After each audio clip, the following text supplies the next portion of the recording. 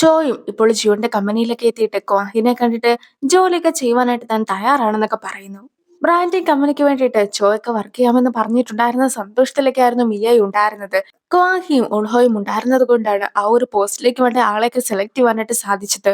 അല്ലെങ്കിൽ തന്നെ ഉൺഹോ നല്ലൊരാളല്ലേ, ബിയോള് വീട്ടിലില്ലാതിരുന്ന സമയത്ത് നമുക്ക് പാർട്ടി വെച്ചാലോ എന്നൊക്കെ ഞാൻ അവനോട് പറഞ്ഞപ്പോഴത്തേക്കും അവന് വർക്ക് ഉണ്ടെന്നൊക്കെ ആയിരുന്നു അവൻ പറഞ്ഞിട്ടുണ്ടായിരുന്നത്. പിന്നെ അവനും അവന്റെ മോളായിട്ടുള്ള ബിയോളിനെ നല്ല രീതിക്കൊക്കെയല്ല വളർത്തിയിട്ടുള്ളത്. നിങ്ങൾ ഇടയ്ക്കിടയ്ക്കൊക്കെ കണ്ടുമുട്ടാറുമില്ലായിരുന്നോ എന്നൊക്കെ ജിയോന്റെ അടുത്ത് മിയെ ചോദിക്കുകയാണ്.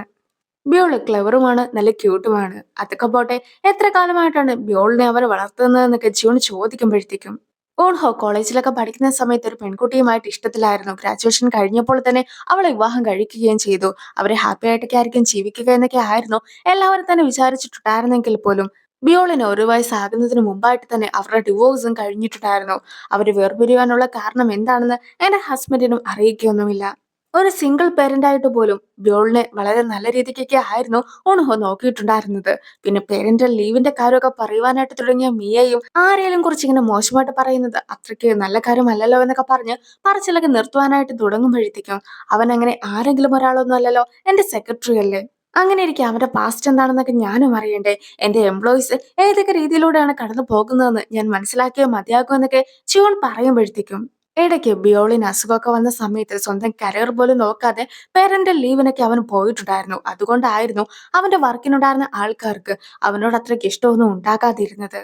അവൾക്ക് വേണ്ടി സ്വന്തം കരിയർ പോലും ഇല്ലാതാക്കുവാനായിട്ട് പോലും അവൻ തയ്യാറായിട്ടുണ്ടായിരുന്നു എന്നൊക്കെ മിയയും പറഞ്ഞു കൊടുക്കുന്നു. ഇതിനു മുമ്പ് പേരന്റൽ ലീവിനെ കുറിച്ചൊക്കെ ജൂൺ ചോദിച്ച സമയത്ത് എന്റെ മോളുടെ ചിരി കാണുവാനായിട്ടായിരുന്നു ഞാൻ ലീവൊക്കെ എടുത്തിട്ടുണ്ടായിരുന്നത്.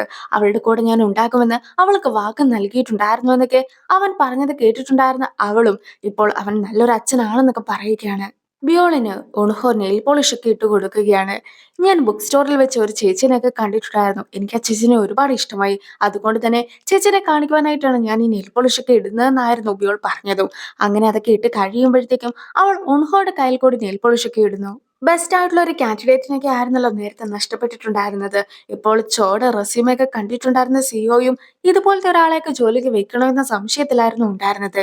നീയും ചോനെ ഒന്ന് ടെസ്റ്റ് ചെയ്തൊക്കെ നോക്ക്. ഉറപ്പായിട്ടും ചോ ആ ടെസ്റ്റിൽ വിജയിക്കുന്നതായിരിക്കും. എനിക്കും പൂർണ്ണമായിട്ടുള്ള ഒരു കോൺഫിഡൻസ് ഒക്കെ അതിലുണ്ട് എന്ന് പറഞ്ഞുകൊണ്ട് ച്യൂണും ഇരിക്കുന്നു.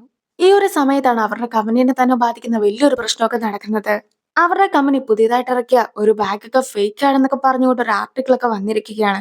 നേരത്തെ ഇവർക്ക് വേണ്ടി സെലക്ട് ചെയ്തിട്ടുണ്ടായിരുന്ന ഒരു കാൻഡിഡേറ്റ് ഉണ്ടല്ലോ, ആ ഒരു കാൻഡിഡേറ്റ് ഇപ്പോൾ വർക്ക് ചെയ്യുന്ന കമ്പനിയിലൊക്കെ ഇരുന്നുകൊണ്ടാണ് ഈ ഒരു കാര്യമൊക്കെ അറിയിച്ചിട്ടുള്ളത്.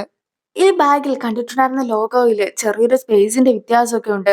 അതുകൊണ്ടാണ് ഇത് ഫേക്ക് ആയിട്ടുള്ള പ്രൊഡക്റ്റ് ആണെന്നൊക്കെ അവർ പറഞ്ഞിട്ടുണ്ടായിരുന്നതെന്നൊക്കെ സെക്രട്ടറിയും സിഒയുടെ അടുത്തൊക്കെ പറയുന്നു. ഇതെല്ലാം തന്നെ ഓൺഹോയും അതുപോലെ തന്നെ ചോയും കേൾക്കുകയാണ്. പക്ഷെ ആ ആർട്ടിക്കിളിൽ കണ്ടിട്ടുണ്ടായിരുന്ന ബാഗൊക്കെ നോക്കിയതിനു ശേഷം ഈ ബാഗ് റിയൽ ആക്കുവാനാണ് സാധ്യത കൂടുതലെന്നൊക്കെ ചോയും പറയുന്നു. പക്ഷേ ചോയ്ക്ക് ബാഗൊക്കെ നേരിട്ട് കണ്ടാൽ മാത്രമേ ബാഗ് റിയൽ ആണോ ഫേക്ക് ആണോ എന്നൊക്കെ മനസ്സിലാക്കുവാനായിട്ട് സാധിക്കുകയുള്ളൂ. ഇപ്പോൾ ചോയ്ക്ക് വേണ്ടിയിട്ട് ആ ഒരു ബാഗും അവർ കൊണ്ടുവന്നിരിക്കുകയാണ്. അവളും അത് മണത്ത് നോക്കുകയും തൊട്ട് നോക്കുകയും അങ്ങനെ ഒരുപാട് പരിപാടിയൊക്കെ ചെയ്ത് നോക്കുകയും ചെയ്തതിനു ശേഷം ഈ ഒരു ബാഗ് റിയൽ ആയിട്ടുള്ളതാണെന്നൊക്കെ പറയുകയാണ്. റിയൽ ആയിട്ടുള്ള ബാഗ് എന്ന് പറഞ്ഞിട്ടുണ്ടെങ്കിൽ റിയൽ ആയിട്ടുള്ള മെറ്റീരിയൽസ് ഒക്കെ വെച്ച് ഉണ്ടാക്കിയ ബാഗ് തന്നെയാണ്. അതേസമയം ഫേക്ക് ആയിട്ടുള്ള ബാഗ് എന്ന് പറഞ്ഞിട്ടുണ്ടെങ്കിൽ ഈ മെറ്റീരിയലിന് പകരമായിട്ട് ചീപ്പ് ആയിട്ടുള്ള മെറ്റീരിയൽ ഒക്കെ വെച്ചിട്ട് ഇവരുടെ കമ്പനിയുടെ പേരും പറഞ്ഞിട്ട് വിൽക്കുന്നതാണ്. പക്ഷേ ഈ ഒരു പ്രൊഡക്റ്റ് അവരുടെ കമ്പനിയിൽ നിന്ന് നേരിട്ട് പോയതാണ്. അതുകൊണ്ട് തന്നെ ഈ ഒരു പ്രൊഡക്റ്റ് ഫേക്ക് ആണെന്നൊക്കെ തെളിയിക്കുകയാണെങ്കിൽ അവരുടെ കമ്പനിയുടെ ഭാവി തന്നെ ഇല്ലാതാകുന്നതായിരിക്കും. ആ ഒരു പ്രൊഡക്റ്റിനെ കുറിച്ചൊക്കെ ചോയും പറഞ്ഞു കൊടുക്കുകയാണ്. പ്രൊഡക്റ്റിന്റെ സ്റ്റിച്ചിങ്ങിലെ എണ്ണവും അതുപോലെ തന്നെ അതിന്റെ സ്പേസ് തമ്മിലുള്ള വ്യത്യാസവും എല്ലാം തന്നെ റിയൽ ആയിട്ടുള്ള പ്രൊഡക്റ്റുമായിട്ട് മാച്ചിങ് ആയിട്ടുള്ള ഒന്നാണ്.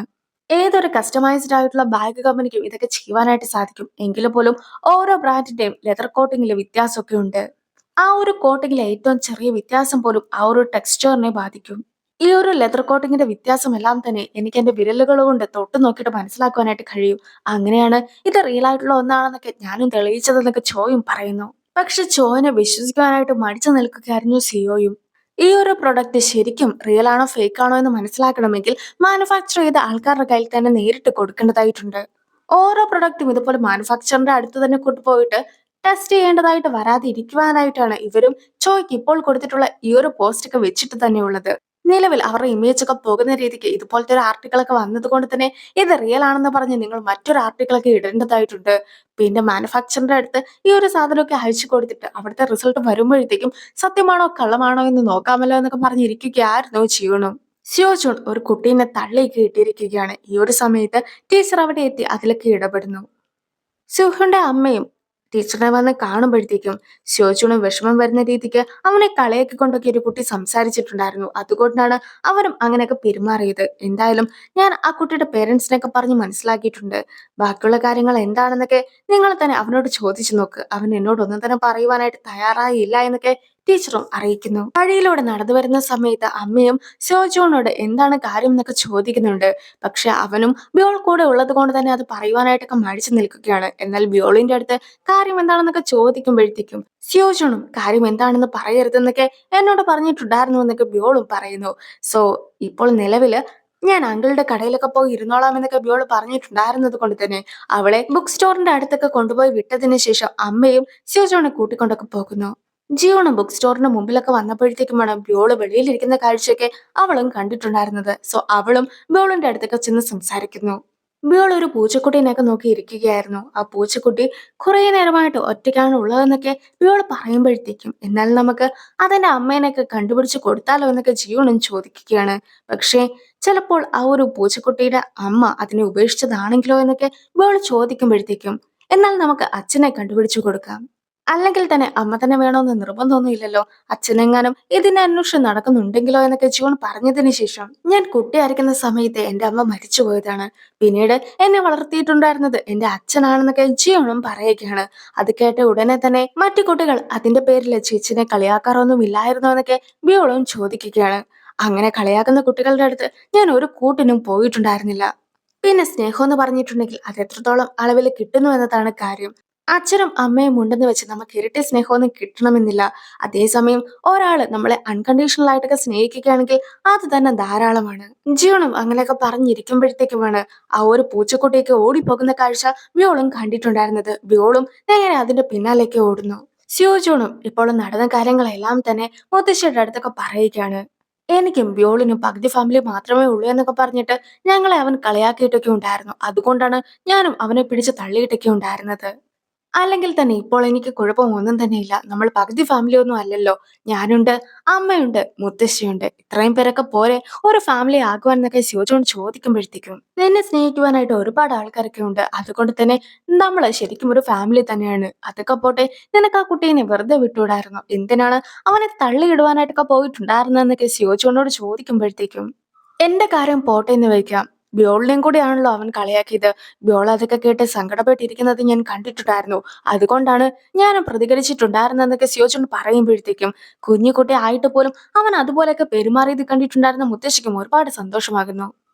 ആ ഒരു സീനോട് കൂടി ഈ ഒരു വീഡിയോ അവസാനിക്കുന്നു. അടുത്തൊരു വീഡിയോ ആയിട്ട് ഇത്രയും വേഗം കാണാം. ബൈ.